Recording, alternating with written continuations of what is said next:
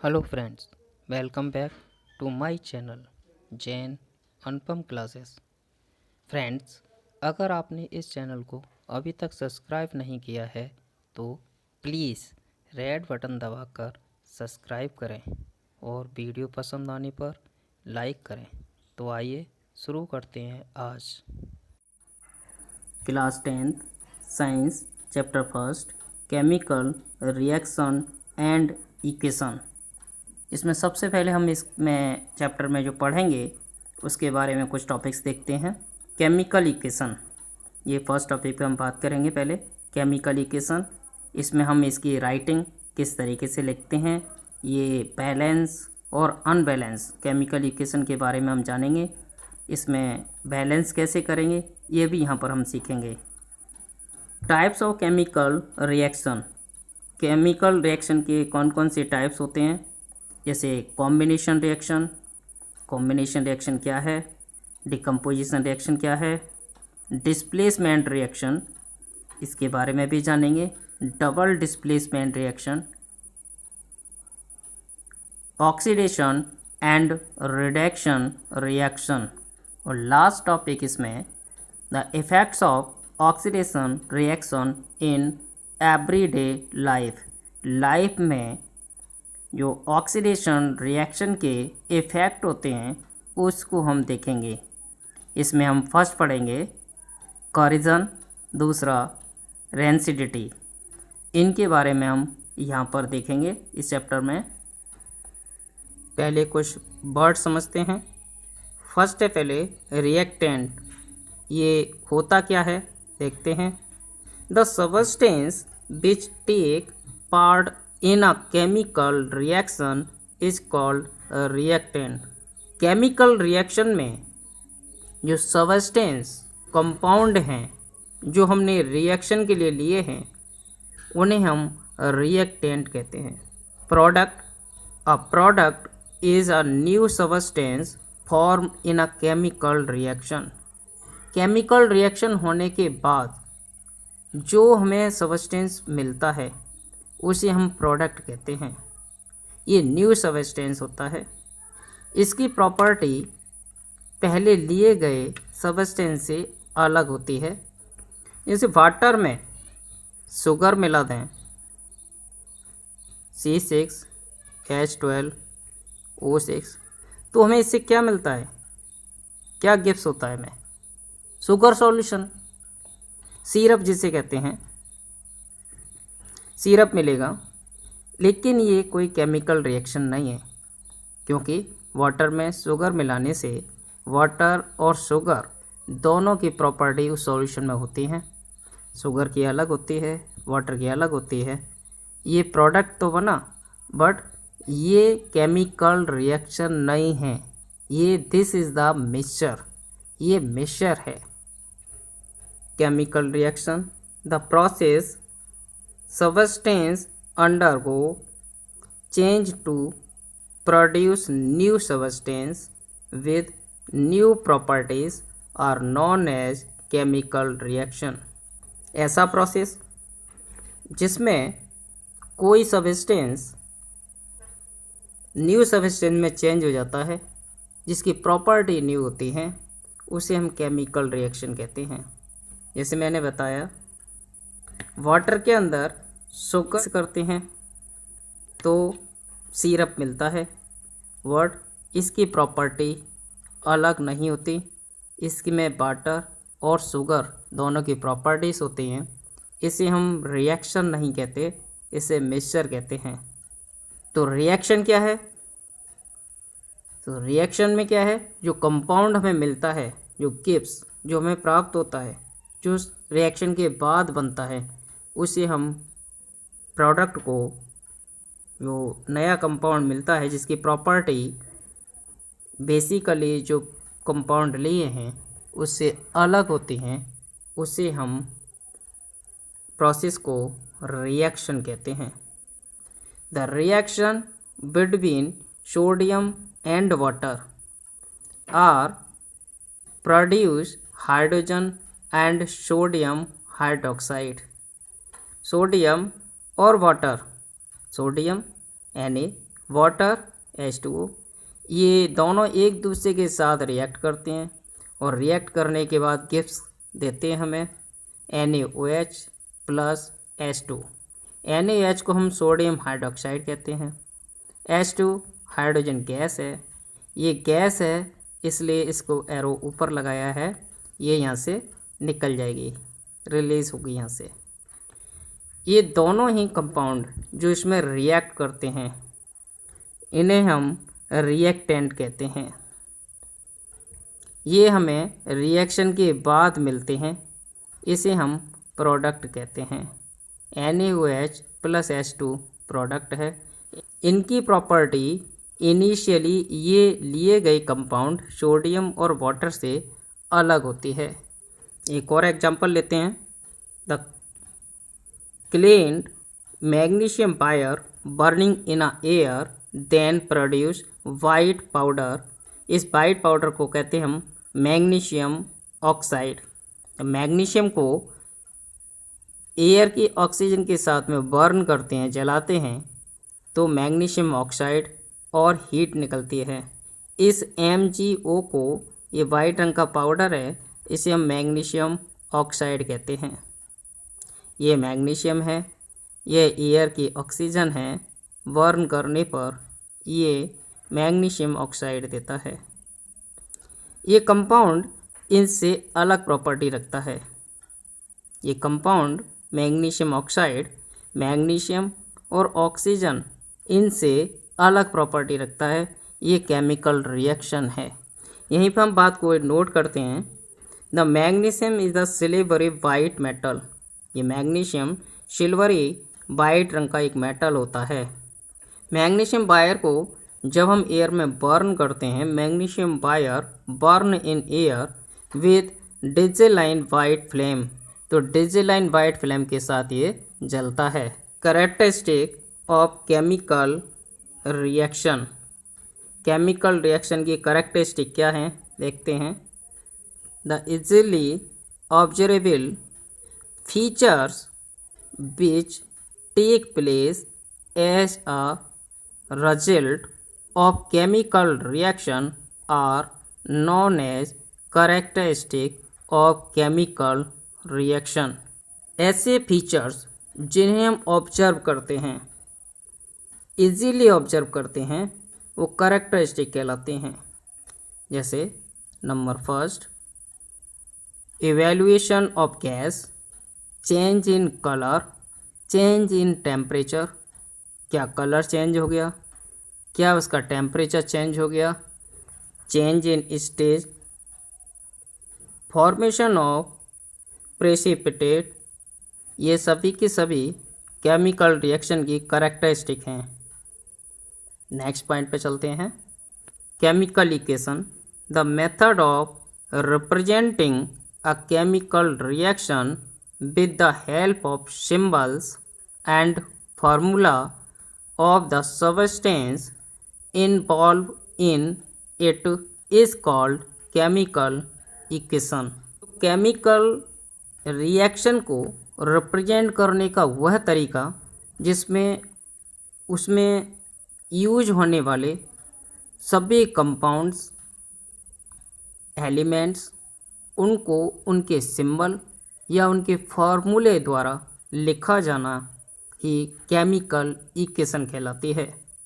For example, zinc react with sulphuric acid to form zinc sulphate and hydrogen gas. Zinc जब sulphuric acid से react करती है तो zinc sulphate और hydrogen gas देती है। जिंक प्लस सल्फ्यूरिक एसिड, ये एरो गिब्स के लिए है। Zinc sulphate plus hydrogen gas, इसको जिंक को Zn इसका सिंबल है, इससे रिप्रेजेंट किया है। सल्फ्यूरिक एसिड को H2SO4, ये इसका फार्मूला है, इससे रिप्रेजेंट किया है। ये एरो है, इधर से एरो इधर लगाते हैं, लेफ्ट हैंड साइड से राइट हैंड साइड की ओर लगता है। ये ZnSO4 plus H2 zinc sulphate ZnSO4 होता है। हाइड्रोजन गैस H2 है, इधर वाले जो कंपाउंड यूज हो रहे हैं इन्हें हम रिएक्टेंट कहते हैं। ये हमें गिव्स, ये हमें मिलते हैं, इन्हें हम प्रोडक्ट कहते हैं। रिएक्टेंट और product, reactant left hand side में लिखे जाते हैं, प्रोडक्ट राइट हैंड साइड में लिखे जाते हैं। इसमें लेफ्ट हैंड से राइट हैंड यानी रिएक्टेंट से प्रोडक्ट की ओर एरो लगा कर रिप्रेजेंट करते हैं और इसे हम केमिकल इक्वेशन कहते हैं। This is the chemical equation. The reactant are written the left hand side in equation with positive sign and products written the right hand side with positive sign and arrow sign put left hand side to right hand side। यही मैंने बताया यहाँ पर कि reactant को plus का symbol लगाकर लिखते हैं, प्रोडक्ट जो मिलते हैं उनके बीच में भी प्लस का सिंबल लगाते हैं और एरो रिएक्टेंट से प्रोडक्ट की ओर लगाया जाता है और इस प्रोसेस को हम केमिकल इक्वेशन कहते हैं। So that a chemical equation is a short hand method of representing a chemical reaction. तो केमिकल इक्वेशन क्या है? एक शॉर्ट हैंड मेथड है जिसमें हम फार्मूले का यूज़ करते हैं, जिसमें हम सिंबल का यूज़ करते हैं। किसको रिप्रेजेंट करने के लिए? केमिकल रिएक्शन को रिप्रेजेंट करने के लिए शॉर्ट हैंड मेथड को ही केमिकल इक्वेशन कहते हैं। बैलेंस्ड केमिकल इक्वेशन क्या होती हैं? और टू टाइप्स की हैं ये, balance chemical equation, unbalance chemical equation. Balanced chemical equation, in a chemical equation the equal number of atom of different elements in the reactant and products are called balanced chemical equation। तो balance chemical equation क्या होती है? जिसके left hand side and right hand side के elements वो equal होते हैं, balance chemical equation कहते हैं। जैसे Zn यहाँ पर एक है, यहाँ पर भी Zn एक है, H दो हैं, यहाँ पर भी H दो हैं, S एक है, यहाँ पर भी S एक है, O चार है, यहाँ पर भी O चार है। इस तरीके से ये इक्वेशन बैलेंस इक्वेशन है। इसमें इक्वल नंबर ऑफ एटम होते हैं। अनबैलेंस केमिकल इक्वेशन या इसी को हम कहते हैं skeletal equation. In chemical equation the unequal number of atoms of one or more elements in the reactant and products are called unbalanced chemical equation। It is also called skeletal equation। ऐसी chemical equation जिसमें unequal number of atoms होते हैं left hand side and right hand side में। For example H2 + O2, इससे हमें जो मिलता है उसे हम वाटर H2O कहते हैं। यहाँ पर H दो है, यहाँ पर भी H दो हैं, यहाँ पर ऑक्सीजन दो है बट यहाँ पर ऑक्सीजन एक है। ये अनबैलेंस केमिकल इक्वेशन है। इसे अनबैलेंस केमिकल इक्वेशन या स्केलेटल इक्वेशन भी कहते हैं। इसमें नंबर ऑफ एलिमेंट्स दोनों ओर एक जैसे नहीं हैं, इसलिए अनबैलेंस है। बैलेंसिंग ऑफ केमिकल इक्वेशन, जो अनबैलेंस केमिकल इक्वेशन होती हैं उन्हें हम कैसे बैलेंस करेंगे उस प्रोसेस को यहाँ पर देखेंगे। The process of making the number of different type of atoms equal on both side of an equation is called balancing of equation. जो डिफरेंट टाइप के एलिमेंट्स हैं उनके नंबरों को इक्वल करना ही यहाँ पर बैलेंसिंग कहलाती है। The equation are balanced by hit and trial method. इसको बैलेंस करने के लिए हीट एंड ट्रायल मेथड का यूज़ करते हैं। फॉर एग्जांपल, एक एग्जांपल लेते हैं, Fe + H2O, इससे मिलता है हमें Fe3O4 + H2। आयरन जब वाटर के साथ में रिएक्ट करता है तब वो Fe3O4 और H2 गैस देता है। इसे बैलेंस करने के लिए कुछ स्टेप का यूज़ करते हैं। जैसे step first, to balance a chemical equation first draw a box around each formula. जितने भी इसमें फार्मूले दिए गए हैं उन सब को एक बॉक्सेस के अंदर इस तरीके से क्लोज कर लेते हैं। स्टेप सेकंड के अंदर जितने भी इसके अंदर एलिमेंट्स आए हैं उन सबको यहाँ पर नोट करते हैं।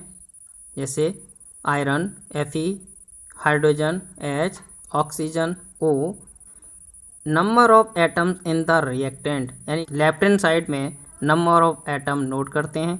आयरन 1 है यहाँ पर, हाइड्रोजन 2 है, ऑक्सीजन 1 है, यहाँ पर ऑक्सीजन 1 है। इसी तरीके से number of atoms in the product, ये राइट हैंड साइड है इसकी, ये Fe 3 है, हाइड्रोजन 2 है, ऑक्सीजन 4 है। इस तरीके से इस टेबल को फिल करेंगे। Next step 3, the balance maximum number of atoms, so balancing the oxygen atom. जो सबसे ज़्यादा मैक्सिमम नंबर ऑफ एटम्स थे उसको हम सबसे पहले बैलेंस कर लेते हैं। जैसे ऑक्सीजन को बैलेंस करते हैं, इसमें ऑक्सीजन राइट हैंड साइड में 4 थी, यहाँ पे ऑक्सीजन 1 है, तो मैं इसमें आगे 4 का मल्टीप्लाई कर देता हूँ।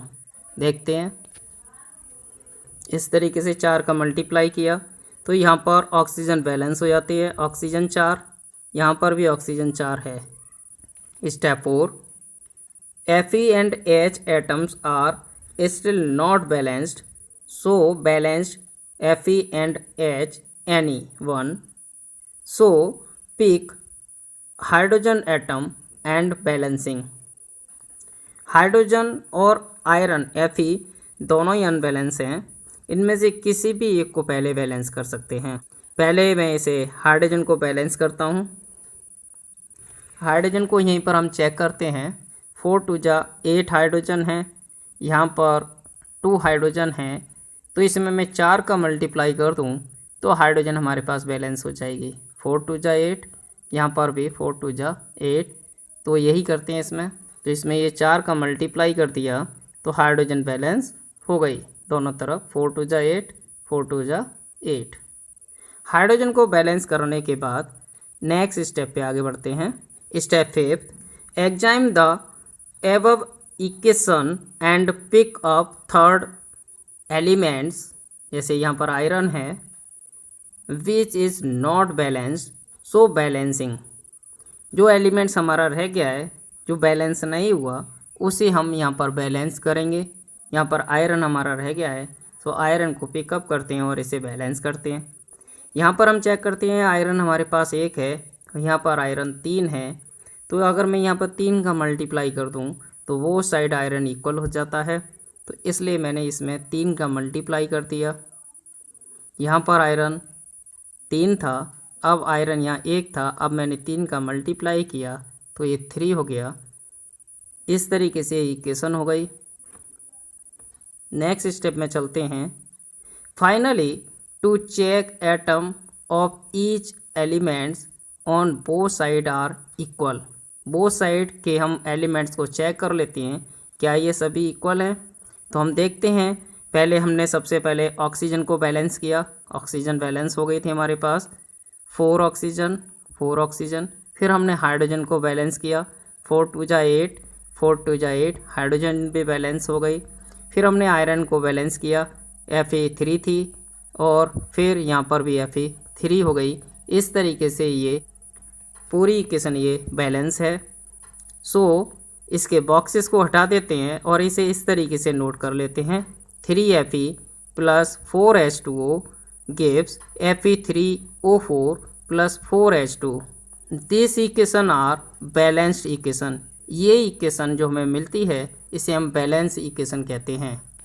नेक्स्ट स्टेप इसी का चलता है, writing symbols of the physical state. फिर इसके बाद जो इसमें रिएक्टेंट और प्रोडक्ट हैं उनकी फिजिकल स्टेट हमें क्या मिलती है, क्या हम लेके चले थे, उनको उनके सिंबलों से रिप्रेजेंट करते हैं। जैसे आयरन सॉलिड है, सॉलिड के लिए हम S का यूज़ करते हैं। H2O यहाँ पर हम वाटर है जी का यूज़ कर रहे हैं क्योंकि स्टीम का यूज़ किया है। यहाँ पर स्टीम गैस के लिए जी यूज करते हैं। Fe3O4 ये सॉलिड फॉर्म में प्राप्त होता है इसलिए एस। H2 ये गैस है, गैस फॉर्म है इसलिए जी से रिप्रेजेंट किया। दिस इज बैलेंस इक्वेशन, ये फुलफिल बैलेंस इक्वेशन है। यहाँ पे मैंने नोटेट भी किया है H2O ji, it means H2O की फॉर्म जो है स्टीम फॉर्म है, स्टीम की फॉर्म में है इस इक्वेशन में।